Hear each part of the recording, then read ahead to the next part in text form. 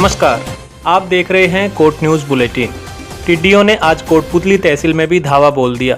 पाथरेडी, सरोण, नारेड़ा, चूरी, बनेठी, रामनगर, पवाला, कीरतपुरा, फतेहपुरा, जोधपुरा, मोहनपुरा समेत इस पूरी बेल्ट में टिड्डियों का बहुत बड़ा दल देखा गया है। टिड्डियों के दल ने पूरे आसमान को ढक लिया।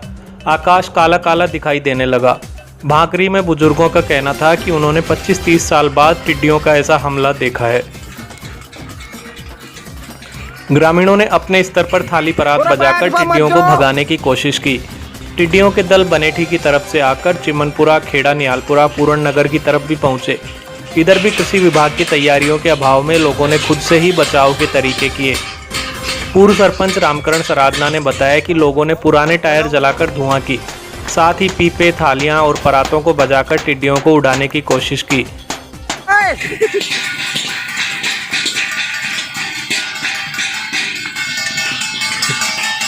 कोटपुतली तहसील के उत्तरी इलाकों में मलपुरा, मोरदा, मोलाहेड़ा, शेखुपुर, सांगटेड़ा, खेड़की, पनियाला, बिंजाहेड़ा और केशवाड़ा की तरफ भी टिड्डी दल देखे गए।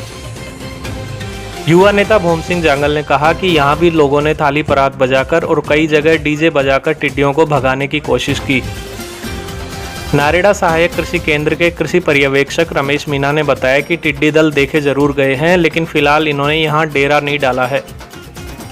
संभवतः रात को जहां ये दल ठहरते हैं वहां फसलों को ज़्यादा नुकसान पहुंचाते हैं, लेकिन तस्वीरों में आप देख सकते हैं कि फसलों पर ये टिड्डी दल कितनी बुरी तरह मंडरा रहे हैं। क्या ये इन फसलों को नुकसान नहीं पहुंचाएंगे? कोट न्यूज़ ने इस बारे में कोटपुतली उपखंड अधिकारी नानूराम सैनी से भी बात की। सैनी ने बताया कि टिड्डियों से निपटने के लिए पटवारियों और ग्राम विकास अधिकारियों को मौके पर भेजा गया है। दवा छिड़काव की व्यवस्था भी कारगर तरीके से की गई है। वहीं आपदा प्रबंधन राज्य मंत्री और कोटपुतली विधायक राजेंद्र सिंह यादव ने कहा कि टिड्डियों से बचाव के लिए 30 लाख रुपए की राशि स्वीकृत कर दी गई है। इस राशि से टिड्डियों को खत्म करने वाली मशीनें खरीदी जाएंगी। यादव ने कहा कि टिड्डियों के हमले के प्रति सरकार पूरी तरह सचेत और संवेदनशील है। यादव ने आज ही कृषि मंत्री लालचंद कटारिया से मुलाकात कर कोटपुतली क्षेत्र के लिए इस राशि को स्वीकृत कराया। टिड्डियों के हमले की जानकारी मिलते ही यादव ने तुरंत उपखंड अधिकारी और कोटपुतली पावटा के तहसीलदारों से भी फोन पर बात कर आवश्यक दिशा निर्देश दिए। कृषि मामलों के जानकार मनोज गोयल ने बताया कि प्रोफेनोफॉस और सापरमेथ्रिन क्लोरोपाइरोफॉस के साथ ही लैम्बाडा साइहेलोथ्रिन का स्प्रे टिड्डियों को खत्म कर सकता है।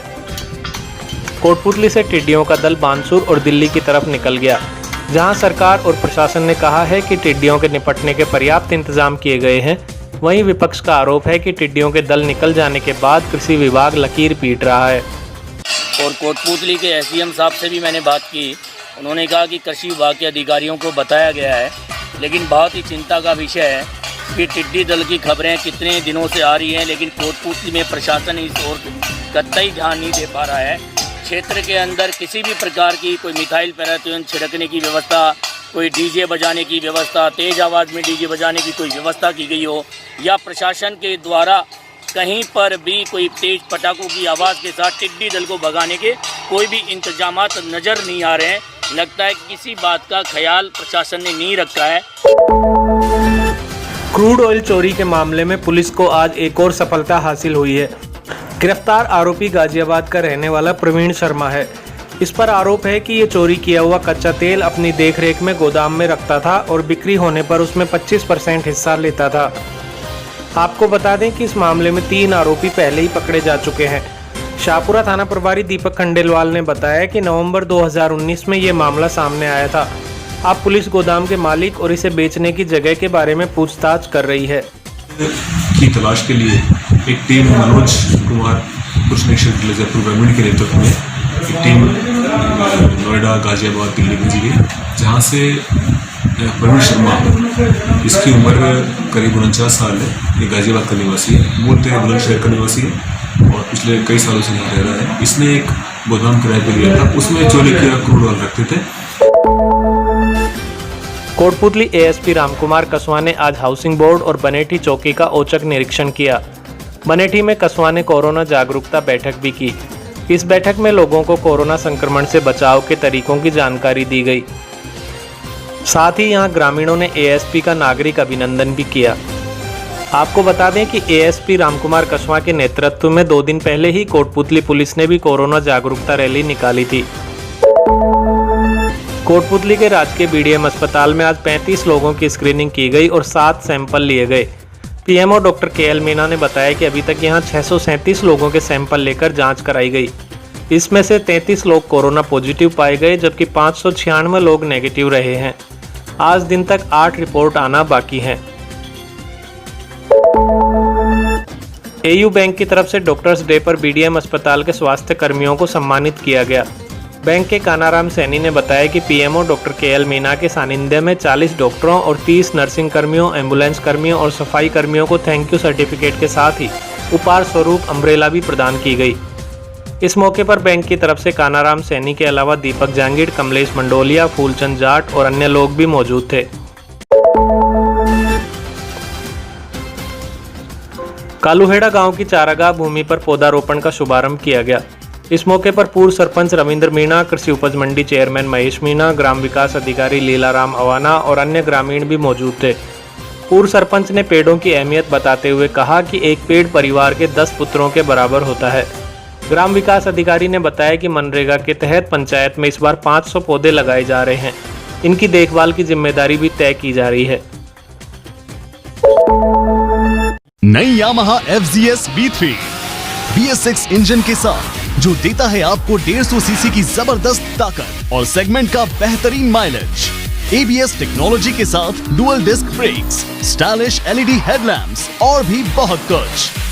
Yamaha FZS, the lord of the streets. Test ride के लिए आज ही पधारे। Shriji Motors, Putli Road, NH8, Kotputli.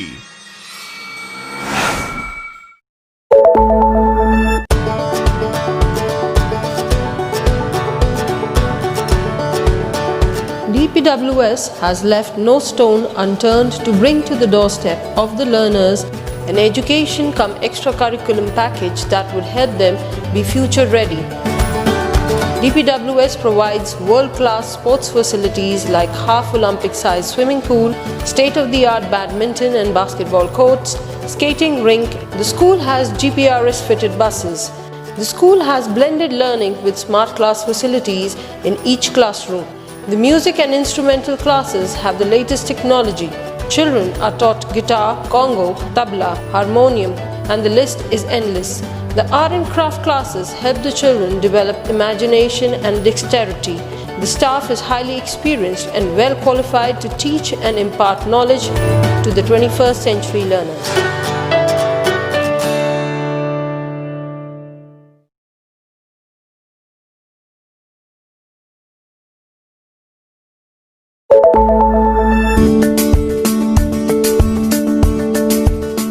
Acres campus, more than 1200 students, 150 plus teachers and staff, state-of-the-art classrooms, classroom coaching for NEET, JEE.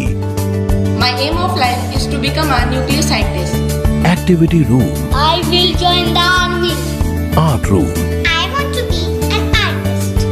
music room, I want to become a musician.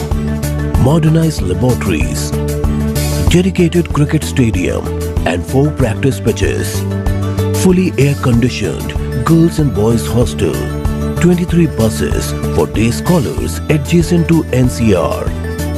We are the Rajasthan International School, Kotputli. Online admissions are open. Please visit www.therajasthanschool.edu.in.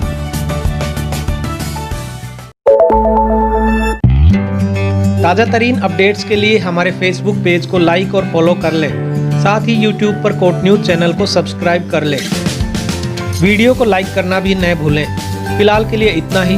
नमस्कार।